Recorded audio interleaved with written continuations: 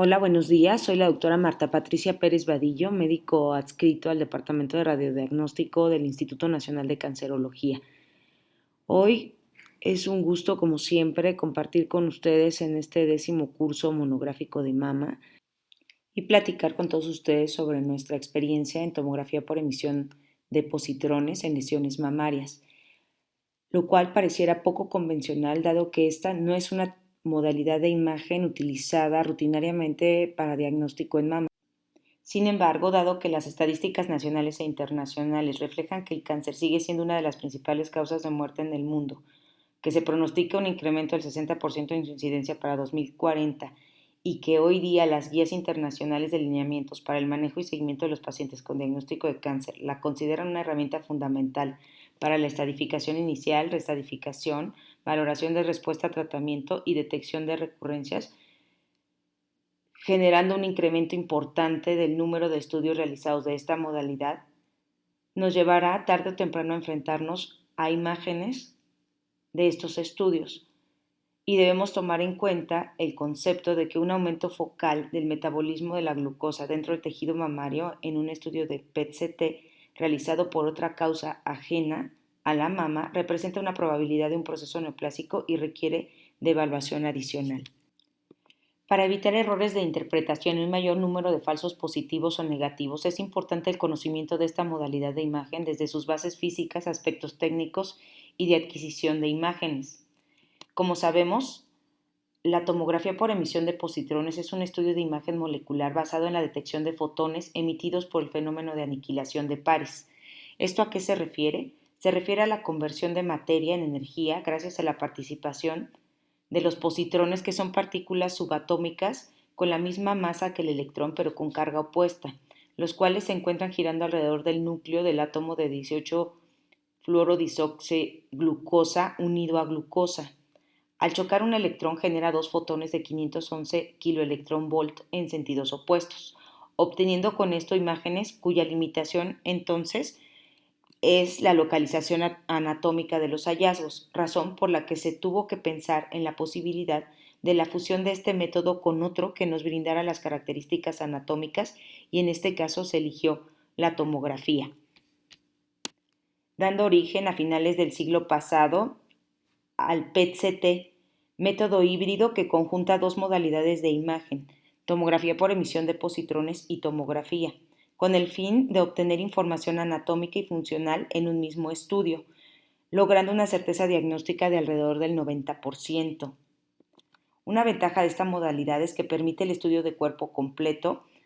De forma estándar se rastrea desde la base del cráneo hasta el tercio medio del muslo, evitando la radiación así no necesaria en sitios sensibles como el cristalino. Sin embargo, existen algunos protocolos que se pueden realizar desde la cabeza hasta los pies, como en el caso de los pacientes con melanoma, ya que es una lesión que podemos localizar en cualquier parte del cuerpo. Este estudio no es exclusivo de oncología, se utiliza para alteraciones neurológicas, cardíacas, inflamatorias, pero en menor proporción. Debemos saber que existen diferentes radiotrazadores. Sin embargo, el 18-FDG es el más utilizado en oncología, ya que es un análogo de la glucosa, lo cual quiere decir que es una molécula muy parecida a ella, lo que favorece el mecanismo de transportación al interior de la célula, la cual se realiza a través de la membrana celular y es llevada a cabo por dos familias de proteínas, las transportadoras de glucosa y transportadores de glucosa acoplados a sodio.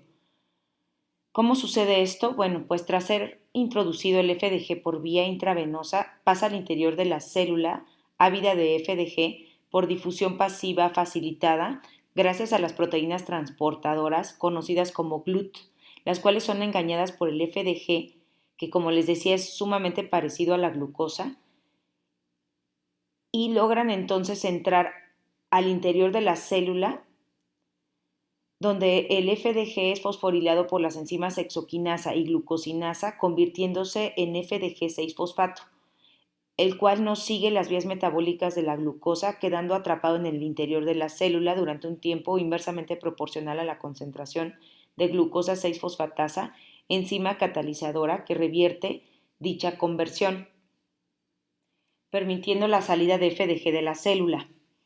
Este mecanismo es el que sucede en cualquier célula de la economía y nos permite obtener las imágenes metabólicas de este estudio. Pero, ¿qué sucede en las células tumorales? Las células malignas tienen sobreexpresión de proteínas transportadoras GLUT, lo que incrementa la tasa de captación de FDG al interior de la célula, condicionando una mayor tasa metabólica con mayor conversión de FDG a FDG6-fosfato, reflejo del aumento de la densidad celular tumoral y proliferación neoplásica, lo cual se traduce en un sitio de mayor captación en nuestras imágenes. Cabe mencionar que este fenómeno no es exclusivo de las células tumorales. Hay células que, dada su función o estado en el que se encuentran, consumen mayor cantidad de glucosa que las células normales. Tal es el caso de las células inflamatorias. Dado que el FDG es un análogo de la glucosa, existen diferentes sitios de la economía que van a concentrar FDG sin que esto condicione patología. Tal es el caso del cerebro, corazón, hígado, intestino, médula ósea y vejiga. Otro aspecto que debemos conocer es sobre la preparación del paciente. Este debe de acudir al estudio en ayuno con una glucosa menor de 160 miligramos por decilitro, hidratado, haber evitado actividad física intensa 24 horas antes a la realización del estudio, evitar exposición al frío o acudir abrigado, esto lo vamos a ver más adelante, el por qué. No fumar ni ingerir bebidas con cafeína previo al estudio, guardar reposo y contar con una historia clínica en donde se aporten estudios previos y conocer antecedentes clínicos y farmacológicos del paciente. Como les comentaba anteriormente, aquí les pongo unos ejemplos sobre los efectos en las imágenes de aquellas pacientes sometidas a estrés, a frío o bien que realizaron actividad física intensa previo a la realización del estudio.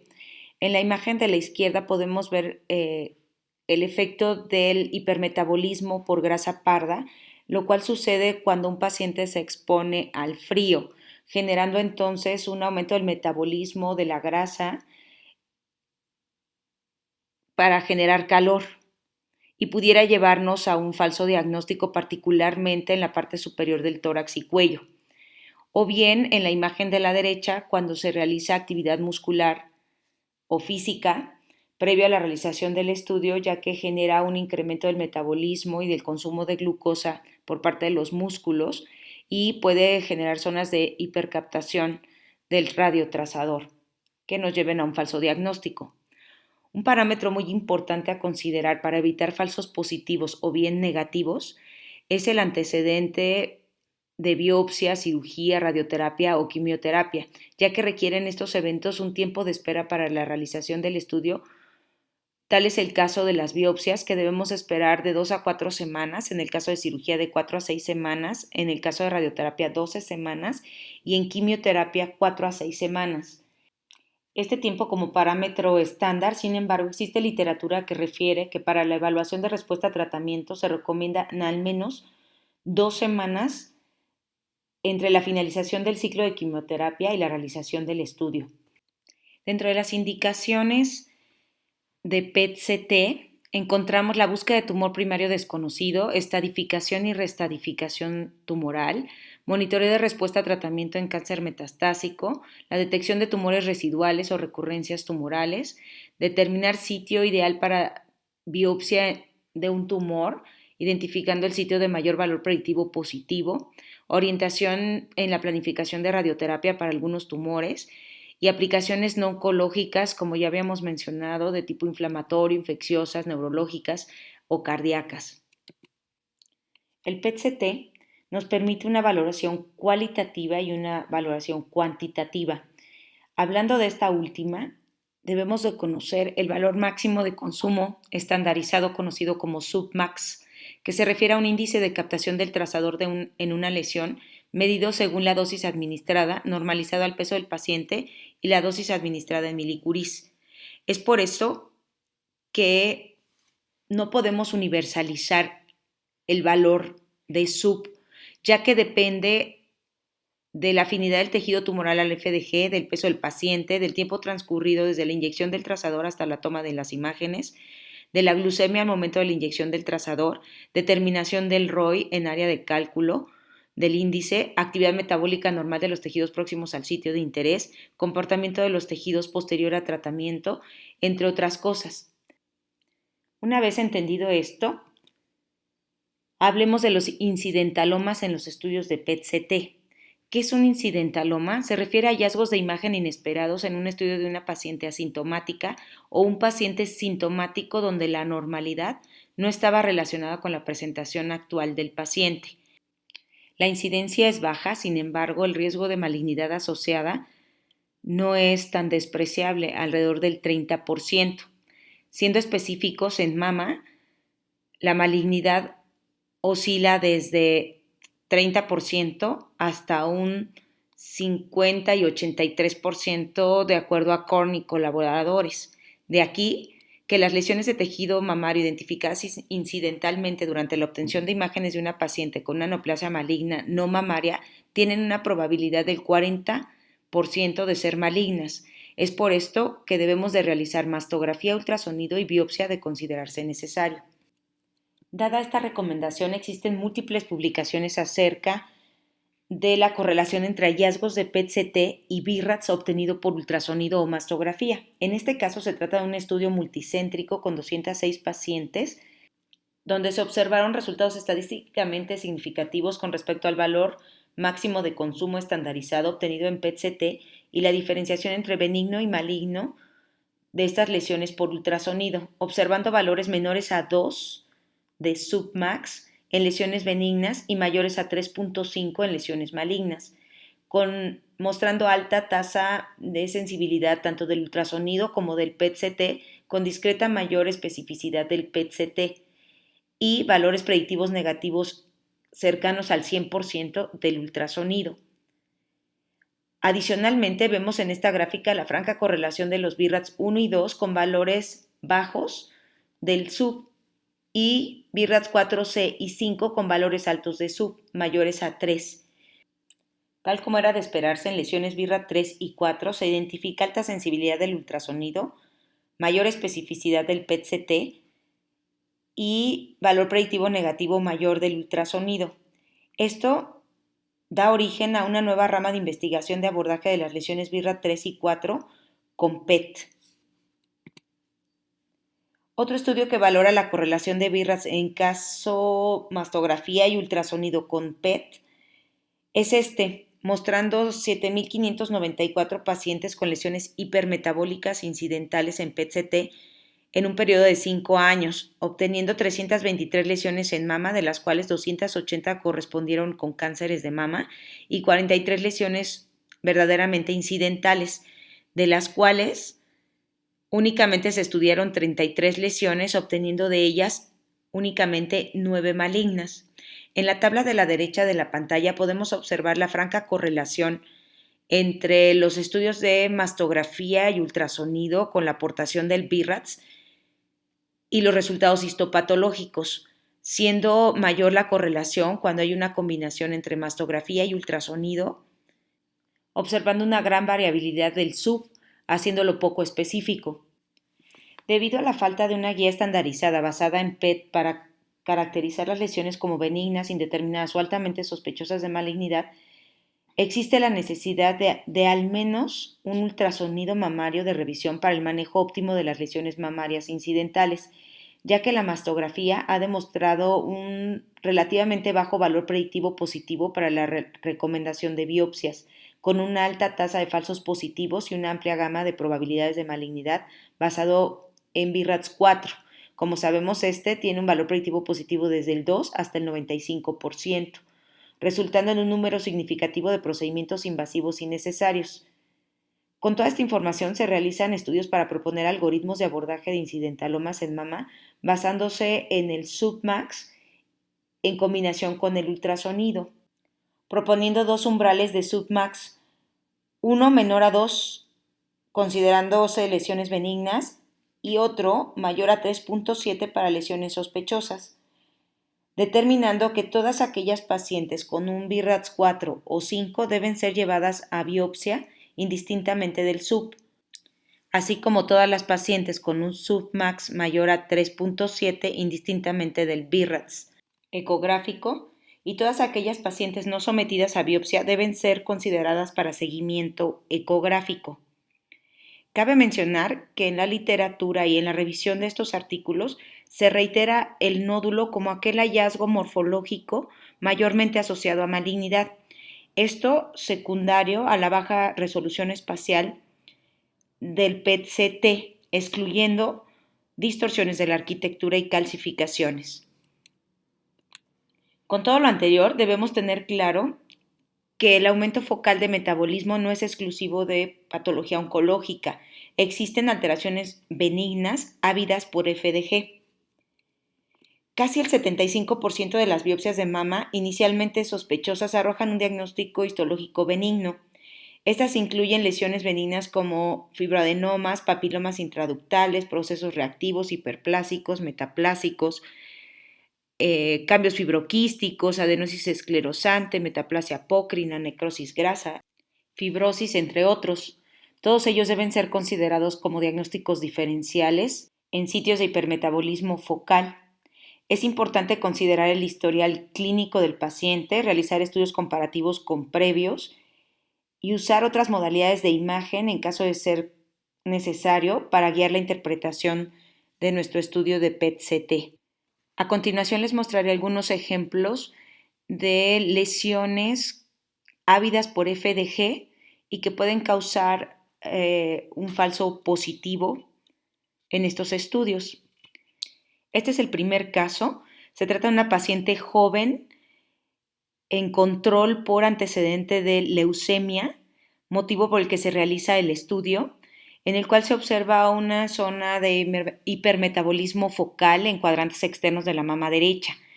Si observamos únicamente el PET, podemos ver esta zona que llama la atención. Sin embargo, al observar el estudio morfológico de tomografía, podemos caracterizar mejor la lesión e identificar claramente su localización en función de parámetros anatómicos. E identificamos un nódulo circunscrito ovoideo asociado a calcificaciones gruesas que corresponde en el estudio fusionado con la zona de hipermetabolismo. Es por eso que se realizan estudios dirigidos, tal como lo mencionamos anteriormente, tratándose en esta ocasión de mastografía y ultrasonido, en el cual se corrobora la presencia de un nódulo circunscrito ovoideo de igual densidad al parénquima mamario asociado a calcificaciones gruesas en la profundidad media del cuadrante superior externo de mama derecha, compatible con un fibroadenoma involutivo, tanto en estudio mastográfico como ecográfico. Este es otro caso, es una paciente de 47 años de edad que acude al hospital por lesión palpable en mama izquierda, observándose una asimetría central, mejor visualizada en proyección cráneo-caudal, acompañada de engrosamiento trabecular y dérmico generalizado y adenopatías axilares homolaterales, así como nódulos en tercio anterior y medio del cuadrante superoexterno de mama derecha. Esta paciente, con fines de estadificación, fue llevada a PET-CT, en el cual se corrobora la presencia de lesión que ocupa casi la totalidad de la glándula mamaria izquierda, observando multifocalidad y multicentricidad en el scan body, así como adenopatías regionales, llamando la atención discreto hipermetabolismo difuso en cuadrante superoexterno de la mama derecha. Cabe mencionar que a esta paciente previamente se realizó ultrasonido mamario, en donde se identificó lesión descrita en mama izquierda como una lesión no masa y en rastreo ecográfico se observaron múltiples quistes simples y complicados en cuadrante superoexterno derecho que pudieran ser causa del sutil hipermetabolismo identificado en PET. Esta paciente se trata de un carcinoma lobulillar infiltrante en mama izquierda y cambios fibroquísticos en mama derecha. Este es otro caso, se trata de una mujer de 54 años de edad con antecedente de un carcinoma en cuadrante superexterno de mama izquierda, caracterizado por la presencia de un nódulo de márgenes indistintos, alta densidad, asociado a calcificaciones amorfas y adenopatías axilares ipsilaterales. Dada su búsqueda de estadificación se realiza PET-CT, corroborando hallazgos, agregando la presencia de metástasis mediastinales, motivo por el que la paciente fue sometida a tratamiento sistémico y posteriormente quirúrgico. Este es su primer control postquirúrgico y post-radioterapia, en el cual observamos hallazgos propios de dicho antecedente sin identificar alteraciones ecográficas o mastográficas que sugieran tumor residual o recidiva tumoral.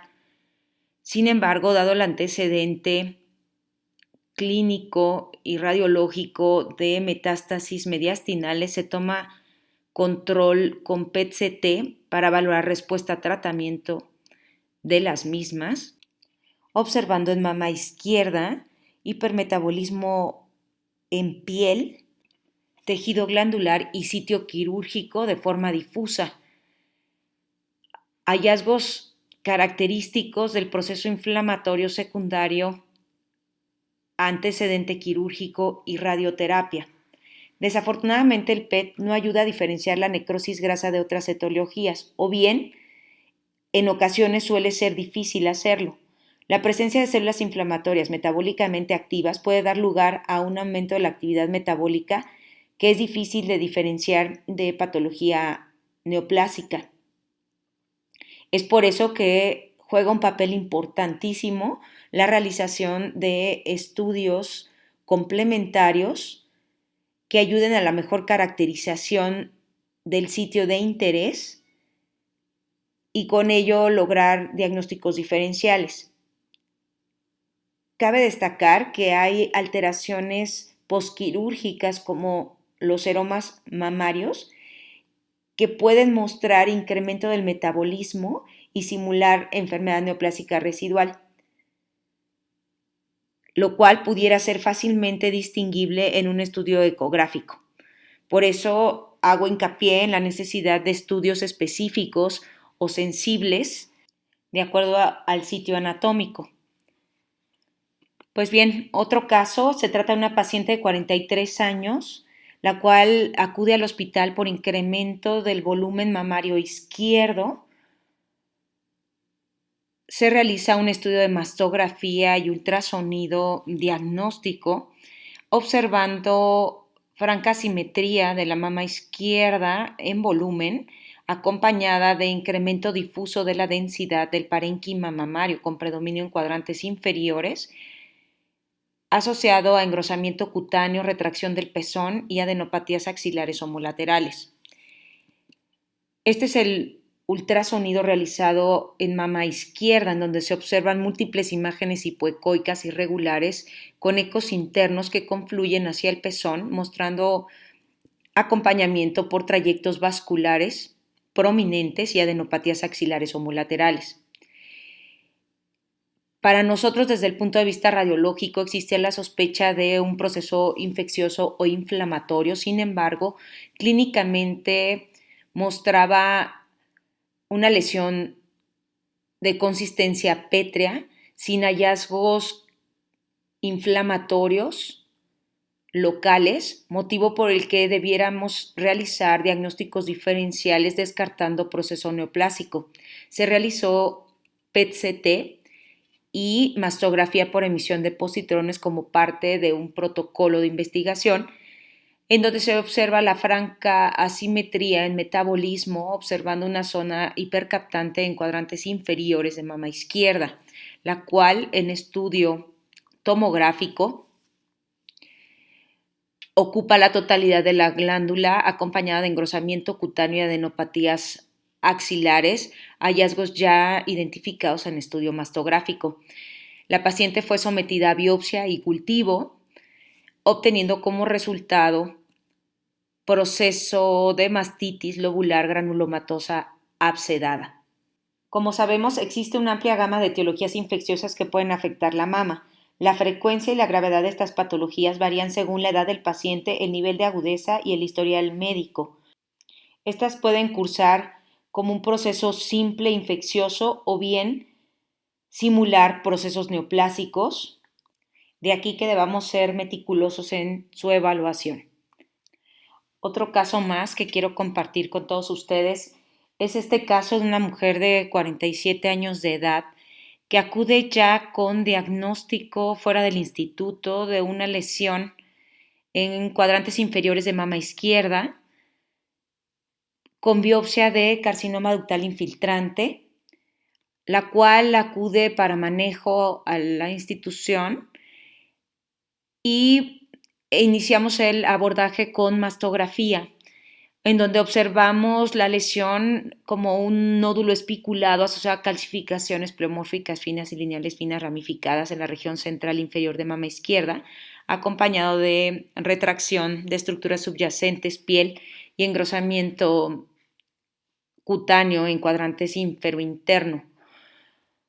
Además, llama la atención en mama derecha la presencia de calcificaciones pleomórficas finas en cuadrante superoexterna con distribución segmentaria y acompañados de densidad.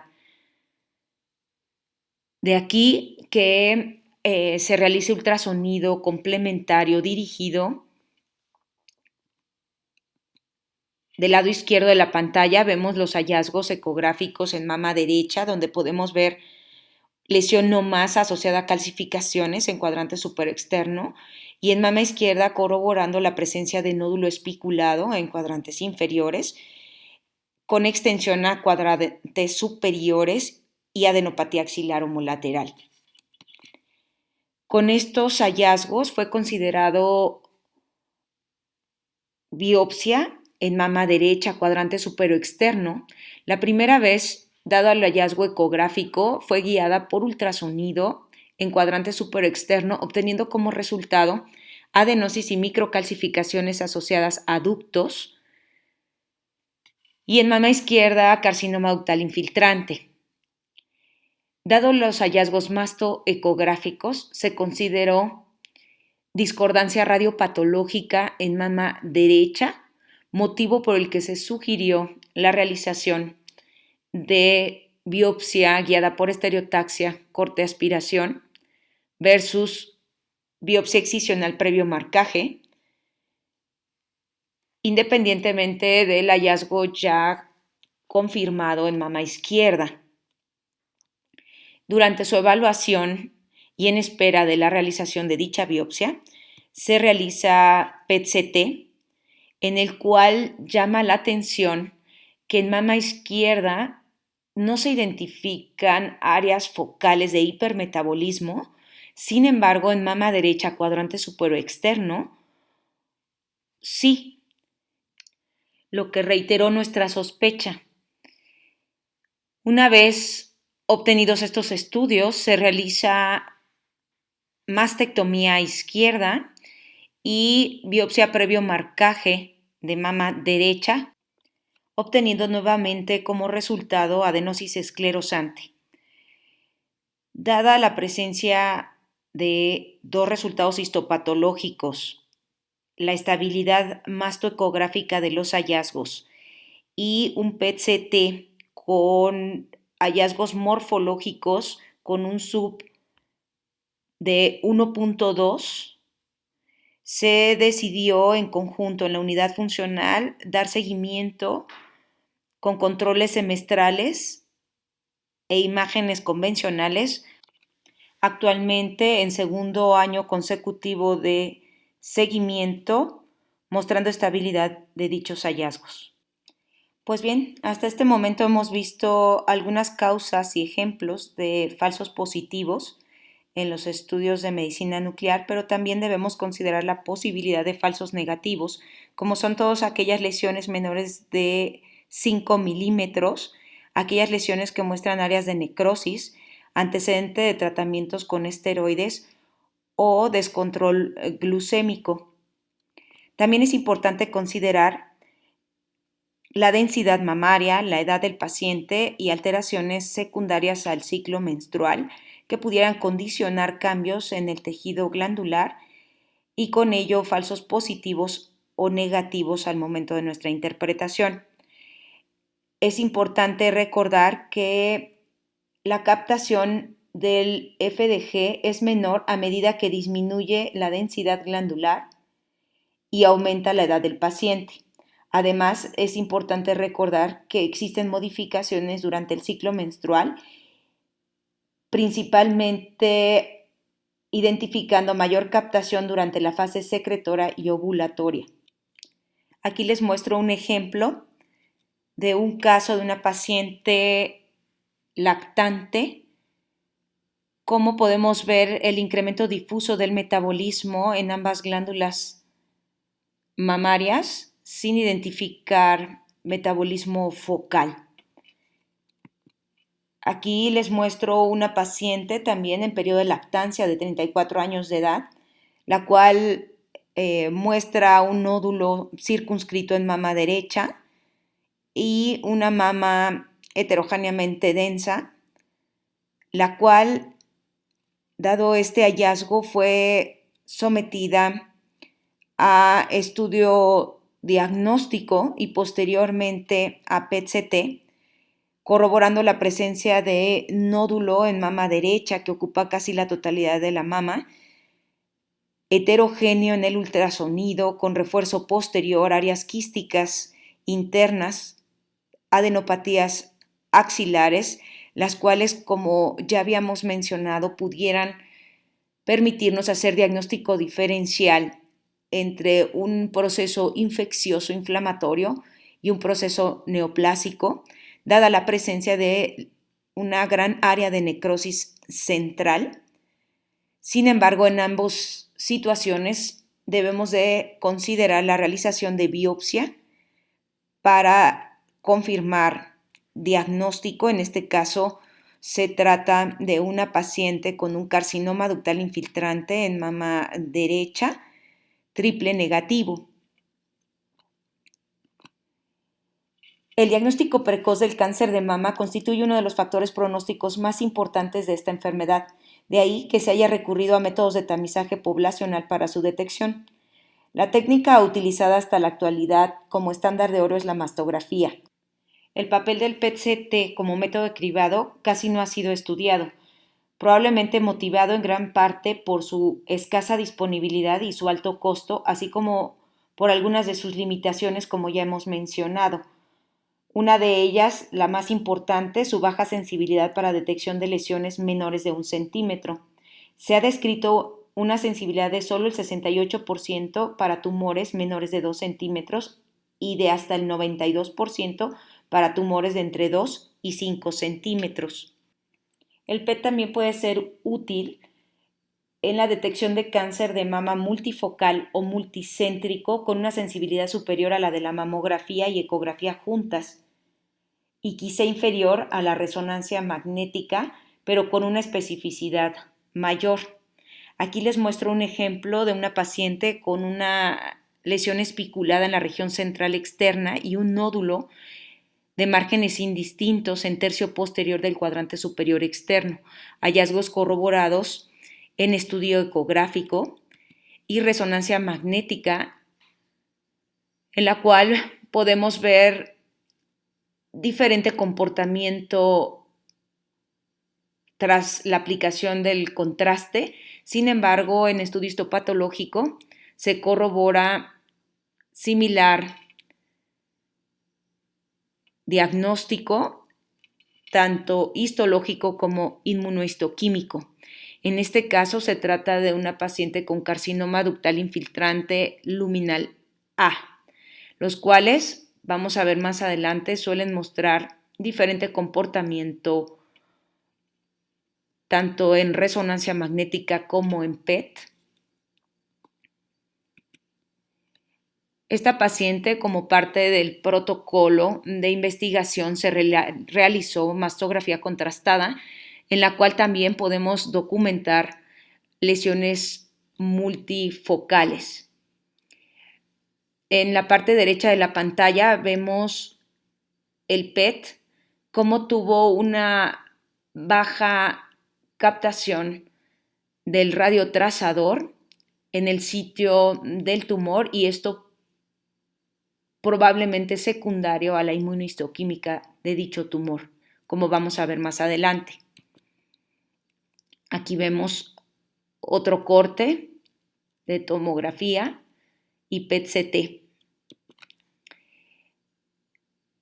Nos preguntaremos con este ejemplo por qué en ocasiones no hay una franca correlación entre la captación y el diagnóstico.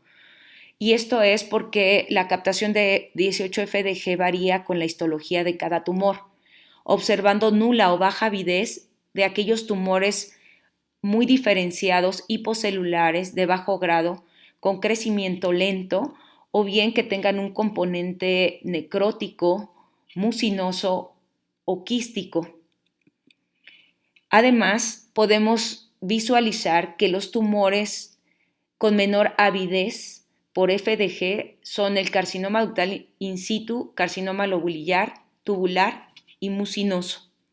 Es importante considerar los receptores hormonales en nuestros diagnósticos diferenciales, ya que hemos conocido que muestran menor captación de FDG aquellos tumores bien diferenciados con receptores hormonales positivos, menor captación los luminal A que los luminal B, como el ejemplo que mostré. También sabemos que hay mayor captación de FDG de aquellos tumores con receptores hormonales negativos, HER2 o con alto P53.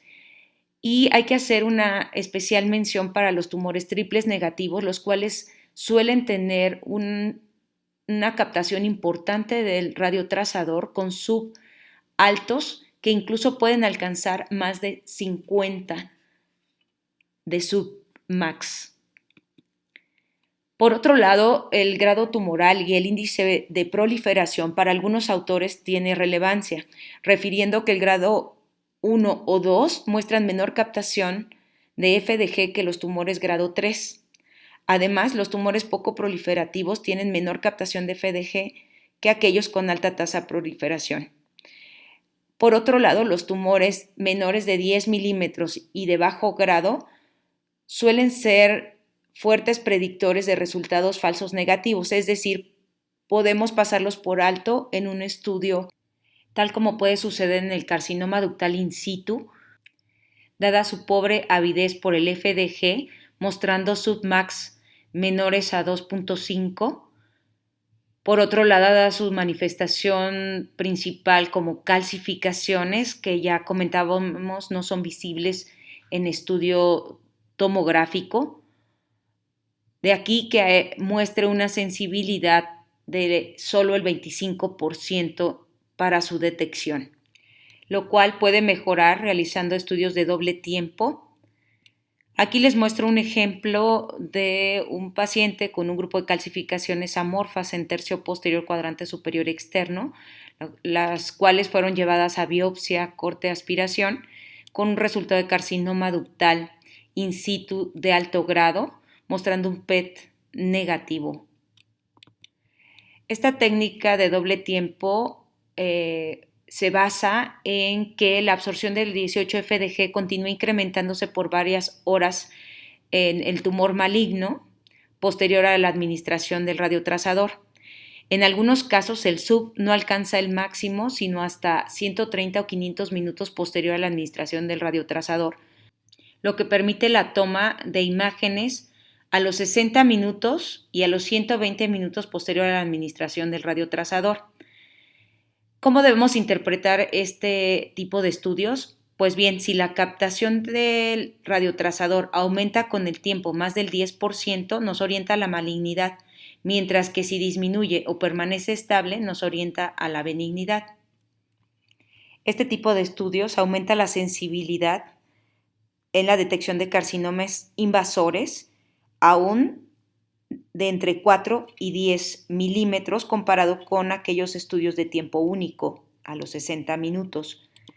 El carcinoma lobulillar invasor merece atención especial, ya que es una de las principales causas de falso negativo hasta en un 65% de acuerdo con la literatura, comparado con el 24% del carcinoma ductal infiltrante, dada su menor avidez al FDG, a que tiene metástasis que también son pobres en avidez por el FDG y característicamente escleróticas, y que además tiene diferentes sitios de metástasis comparado con el carcinoma ductal infiltrante.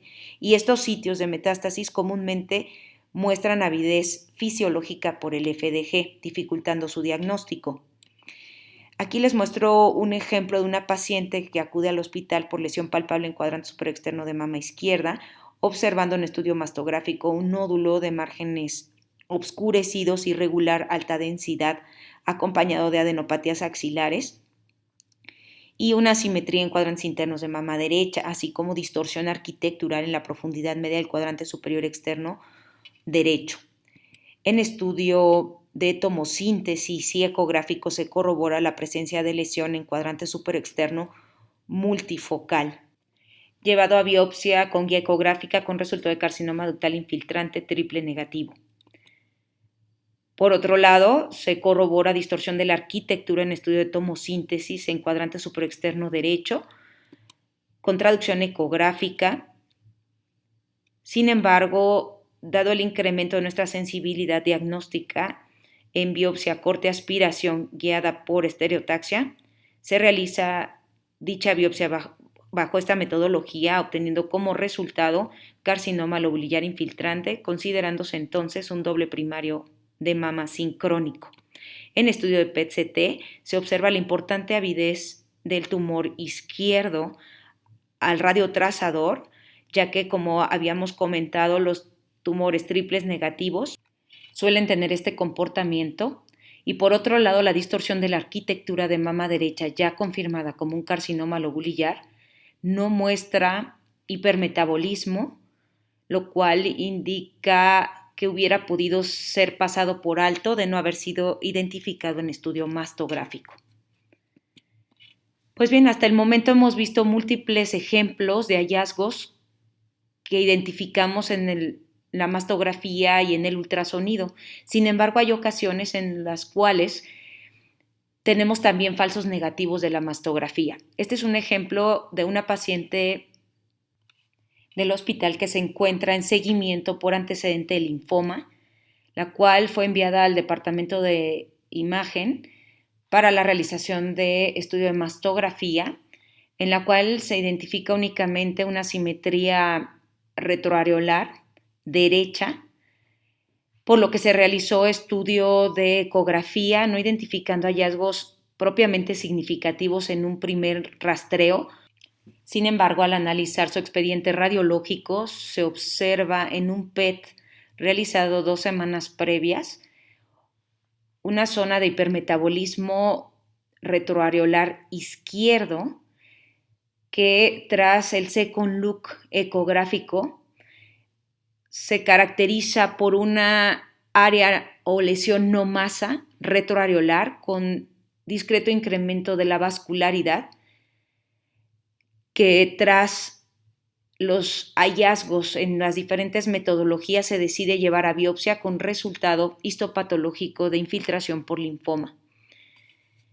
De aquí la importancia del análisis multimodal de los hallazgos por imagen. Por último, hablaremos de la evaluación ganglionar en PET-CT. Cabe mencionar que en la última versión de la NCCN, realizada en 2021, se reserva el uso de PET-CT solo para la estadificación sistémica del cáncer de mama avanzado y para cuando los estudios de estadificación estándar son equívocos o sospechosos con una sensibilidad baja pero especificidad alta, la cual puede mejorar con el uso combinado con ultrasonido.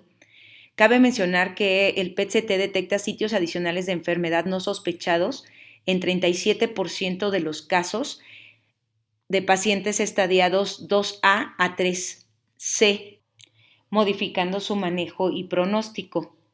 Es recomendable en la evaluación ganglionar dividir los ganglios axilares de los extraaxilares, ya que los ganglios axilares muestran baja sensibilidad en el PET-CT para detectar metástasis debido a que éstas suelen ser subcentímetro.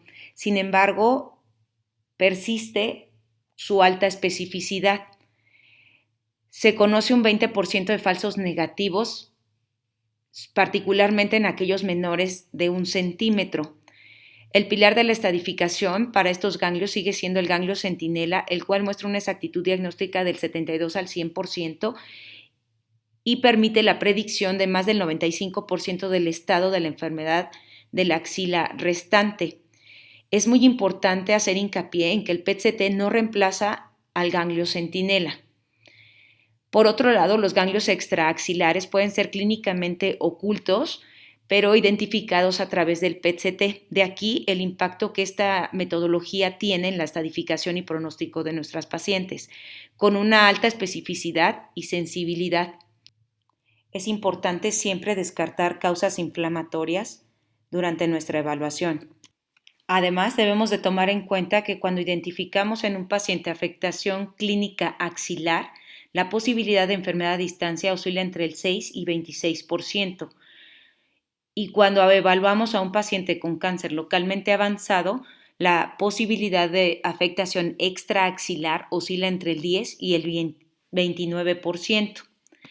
A continuación les pongo unos ejemplos de la utilidad del PET-CT en la evaluación ganglionar.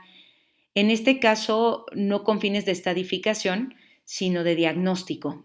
Se trata de una paciente con antecedente de cáncer de ovario a quien se realiza estudio de PET-CT anual dado el antecedente de SEA de ovario metastásico, obteniendo resultados negativos previos hasta 2021, donde se identifica ganglio hipermetabólico axilar izquierdo con imagen ecográfica franca de sospecha, confirmando metástasis de ovario en axila izquierda.